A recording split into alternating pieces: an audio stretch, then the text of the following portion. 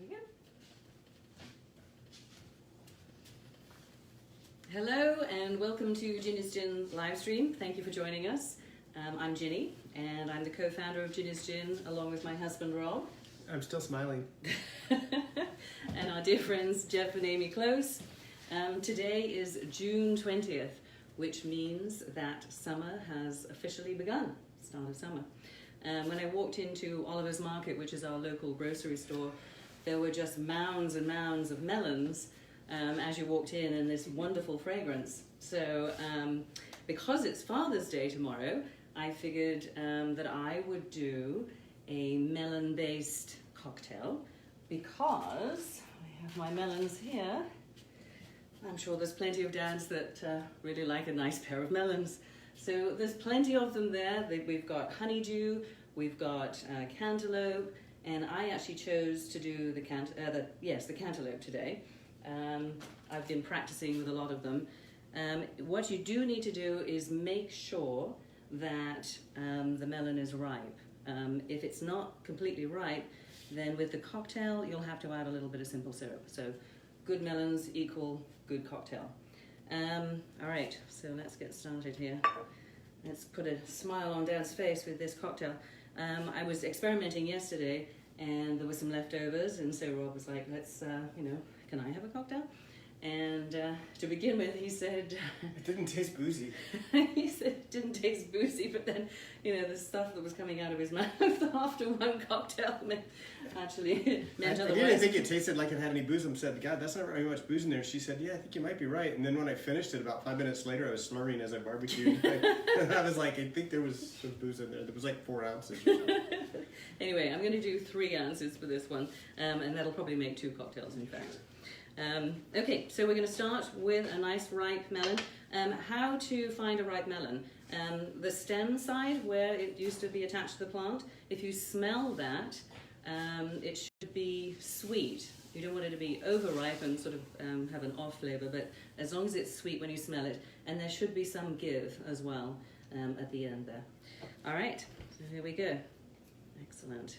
And I hope you guys are all the dads out there are going to do something nice tomorrow with a little bit of the restrictions let go. Maybe there's going to be some social distance gathering.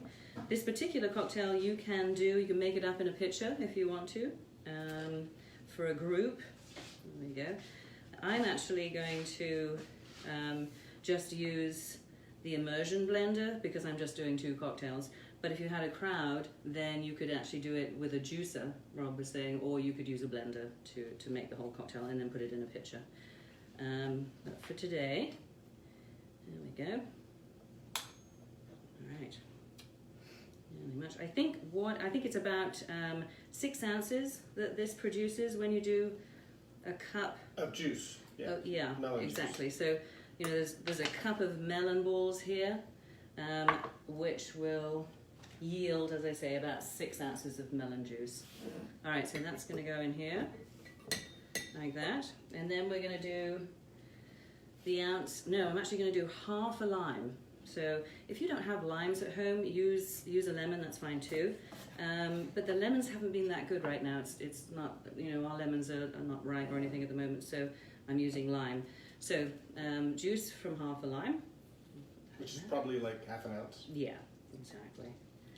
Like anything, some things are more juicy than others, and there we go. How's that? Okay. My hands, and we'll give that a little whiz. Yeah. Oh, no, Jen. Not yet. No. Excuse the noise. There we go. That's good. So now, once that is done, the particular recipe that I looked at, it says to add the gin and then throw the herbs in and throw it in a pitcher. But with experimentation last night, I think we decided that we were going to strain it, and it takes a little while. Strain the pulp out. Yeah. Otherwise, it's like a smoothie. Yeah, and if you want a slushy, that's fine. A smoothie kind of thing, which is, if you like that kind of thing, that's fine. Just do that. But what I did do this morning was I actually did that, and then I strained it and you can see the strain for it right here. I just used, Much cleaner flavor. yeah, it is better. It's nicer. Okay, so here's the melon juice with the lime juice in it. Now I'm going to take some basil. We have so much basil in the garden right now, and it's just very fragrant. And melon and basil goes really, really well together. You could also do mint. I like the basil. It's a bit more savory with the sweetness, you know, of the melon and the savory of the basil. But your choice. You know, you can, you know, have fun yourself. With, you know, practice with what you have in the garden, obviously. And then Rob did plant some melons. I think 3. How many melon plants did you? Yeah, one cantaloupe, 2 musk. Okay, 1 cantaloupe and 2 musk. They're growing like crazy. We're gonna have like 40 melons. So you know, you can't. In the fall. If you have melons, this is just another nice thing to do with them, obviously. All right, so there's a few basil leaves, or mint leaves if you prefer. You know, we refer to our flavor Bible when we're looking at things that, you know, are in season and what goes with what. So a little bit of that. Now I'm going to put in 3 ounces of Julius gin. There you go. So it's sort of like 2 to 1.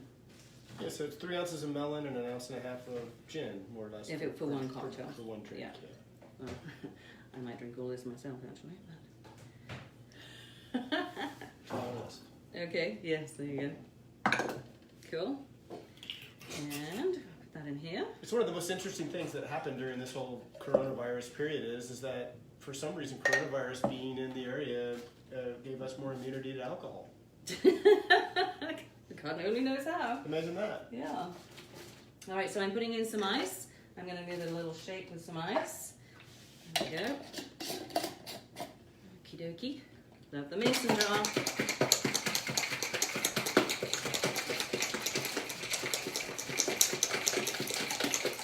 All right. And, you know, as we've said before, obviously, keep as much stuff as you can in the freezer. This came out of the freezer. You know, I would do it right away, obviously. Keep your glasses in the freezer, keep your shakers in the freezer, so everything stays nice and cold. So I'm basically going to put some ice cubes in here and strain it. There we go. One recipe said to just leave the basil in with the drink, you know, if you're doing it in a big pitcher or something.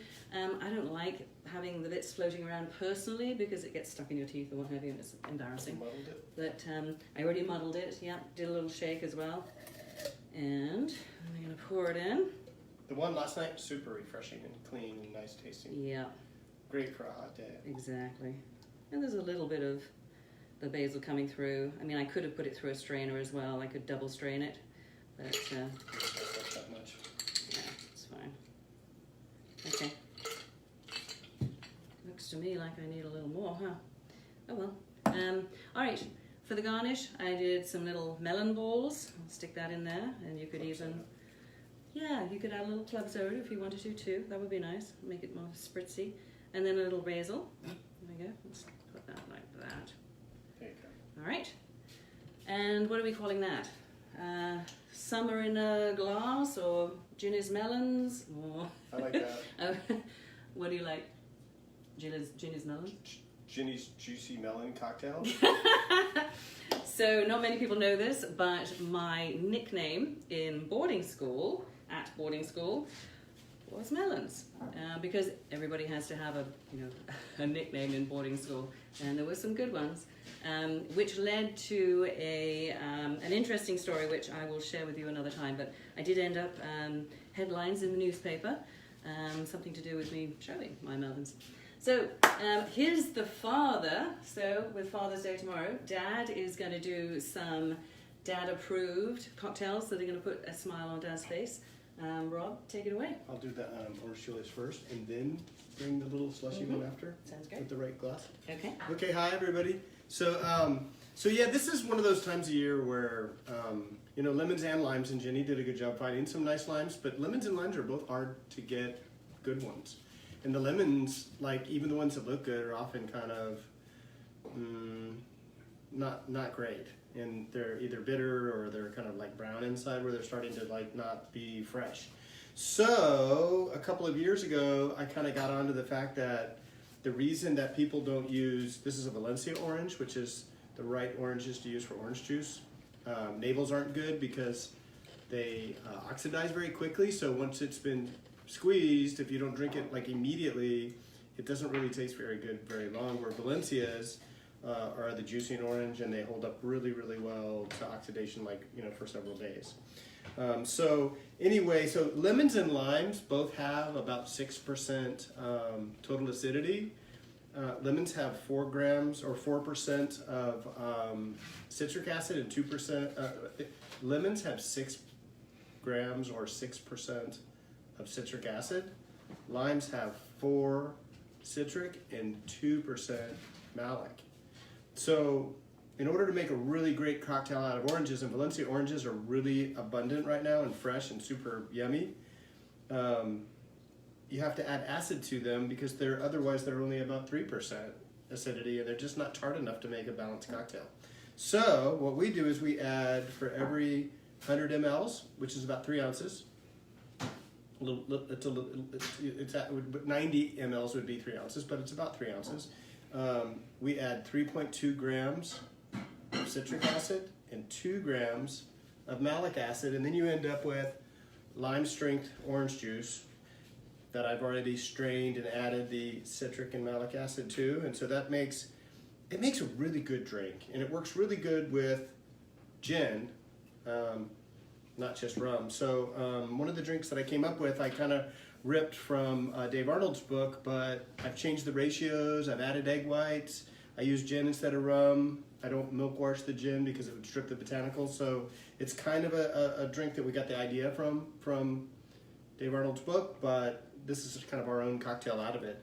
So the first thing we're going to do, and because we're going to use egg whites, we're going to reverse shake. So we're going to give it a shake before we add ice, because egg whites always froth up significantly better at warmer temperatures. And so once you froth them, then you can add the ice, and then you're ready to roll. So this particular drink has 2 ounces of gin.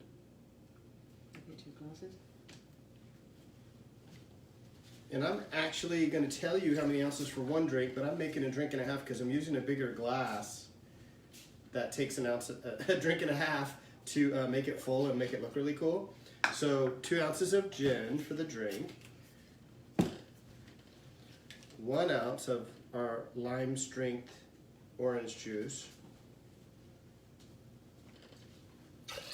and then I call it 0.6 of an ounce of simple syrup, but some people would call that, you know, a half ounce plus or whatever. So here it goes.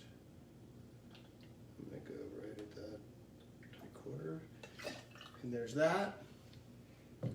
And then, because this drink kind of tastes like an orange Julius, one of the things that really makes it taste better is, well, I'm going to put saline, 1, 2, 3 drops of salt, because all citrus is like a little salt, and then vanilla extract. The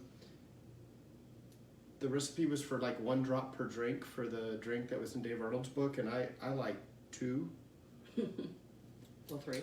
No, 3, because it's a drink and a half. Oh, there you go. Because otherwise, you know, 1 drink doesn't quite get the job done. So everything is in. The only thing that needs to go in is the egg white. And when you put your egg whites in a squirt bottle, and they've already been like kind of strained any of the like hunks out or anything, you can definitely use pasteurized powdered egg whites. We like to just use fresh local eggs. But for each drink, it's about a half ounce or a half of an egg white. So in this case, you know, you can squirt exactly the right amount in and then add it to your drink. So I'm going to give it the dry shake now. Jenny's got my nicely chilled glass. I don't have like all that. Oh, and I'm not holding my breath, Vincent. A few weeks ago, as I was shaking, Vincent was saying, "Breathe, breathe." I have had a haircut. Rob hasn't yet. Yeah, it's getting heck along. But he does have an appointment for next week. Yeah. So that's the dry shake, and it's really nicely frothed now. And so now we're going to add in, and it is kind of like a thing that I read that I really believe in. 1 large ice cube, 2 small is the right for chilling down a drink. Okay, there's that.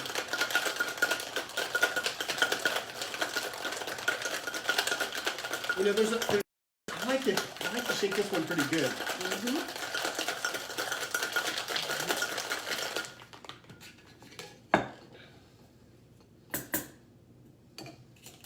And you don't double strain it. So there you go. I don't, because there was any little pieces that aren't like smooth in the egg white I've already removed, so don't have to double strain.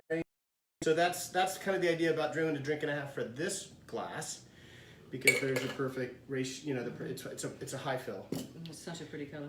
And then what I've kind of done, as I've made this drink a bunch, and a lot of people really love it, is I dehydrate thin slices of blood orange and just float those on top because it just looks really cool. And then lemon verbena from the garden, because man, it just smells so awesome right now.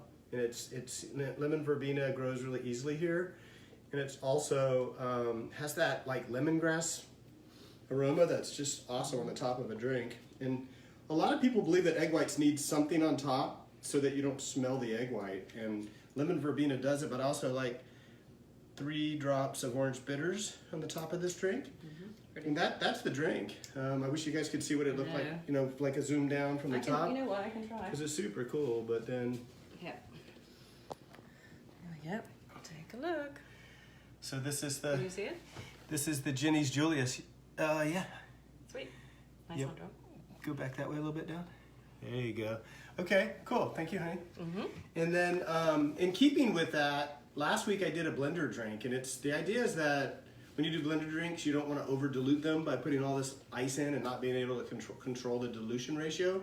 So this idea is to add equal amount, add the water into the alcohol and the simple syrup, and then freeze it in the freezer into a slushy.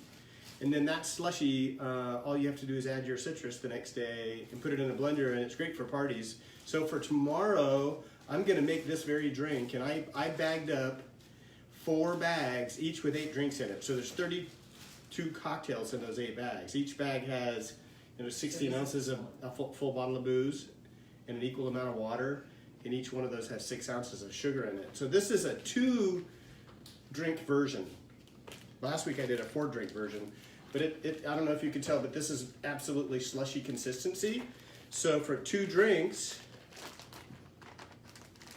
it has 4 ounces of filtered water, 4 ounces of gin. It's got the drops of saline that I like to add. That'd be 4 of those, 2 per drink. So then you just dump your slush concoction into the blender, and then to that, all we have to do is add our citrus, and because this is 2 drinks, it's going to be 2 ounces of this fabulous OJ that we have that's been lime strength. And there it goes. So everything is in the pool. It's super, super easy. Just imagine how easy that would be if I just dumped 8 or 10 cocktails in there all at once. And if you're doing a party, you can add this orange juice before the party, throw everything back in the freezer, and every time you need a batch of drinks, you just chuck it in the blender and go and pour. And so it's really super cool, because if you're making drinks one at a time for a thirsty crowd, you're gonna get in the weeds. And this is a really cool way to do it on a hot day. Hi. Yeah, just for a sec. That's all it takes. There we go. So there's our cocktail. And so now this is a 5 2/3 ounce cocktail glass. So obviously there's 2 drinks in here, so I'm just gonna put 1. And there it is. Can definitely do an orange wheel or an orange slice, or I mean. Oh, why don't we have these 2? That's a nice one. You just float a little, keep it clean, and a little nasturtium on top, and I really like my lemon verbena still. It's really a nice, that looks really pretty. There you go. Gorgeous. So there you go. So this is kind of like an orange juice gimlet, but we're gonna call this Ginny's Orange Slush. There we go. And that's it. Those are my 2 cocktails. Ginny's fabulous melon cocktail. No, it's really good. It is, certainly from last night. So we do want to say Happy Father's Day to all the dads out there and the granddads, wherever you are in your chapter of fatherhood. Whether you're, yeah, really, whether you have, a child that is keeping you up at night or a child that is sucking you dry of money, college age, we toast to you. Here we go. Which one do you want, sweetie? Oh, I don't know, man. I love both. Oh, that could be dangerous. But I'll taste the. Cheers to all the dads out there. Happy Father's Day to you, Daddy, tomorrow. And we'll see you next week. Cheers. Cheers. Take care. Bye. Mm-hmm. Wow, that's a good one. Yum. Excellent. Everything's good with gin is gin.